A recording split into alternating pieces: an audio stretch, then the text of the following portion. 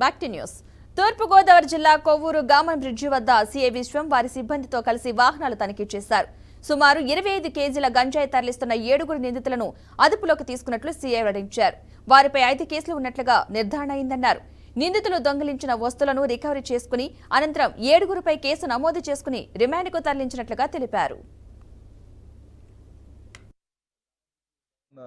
Side రోడ్లో vehicle checking చేస్తుండగా ఒక వైట్ కలర్ ఎర్టిగా కారు వస్తుంటే అది అనుమానాస్పదంగా కనబడి దాన్ని ఆపి లోపల చెక్ చేయగా దాంట్లో సుమారు 25 కేజీల గంజాయి దొరకడం జరిగిందండి.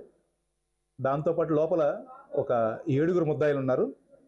సో వాళ్ళని మళ్ళీ మనం ఫర్దర్గా దాని మీద కేసు గంజాయి పట్టుకున్న దాని మీద కేసు రిజిస్టర్ చేసి దాని మీద మనం ఫర్దర్గా విచారించగా దాంట్లో మనకు తెలిసింది ఏంటంటే వీళ్ళు ఆ గంజాయి ట్రాన్స్పోర్టేషన్తో పాటు ఒక 5 దొంగతనం కేసులు కూడా వాళ్ళు ఇన్వాల్వ్ అయినారని తెలిసింది.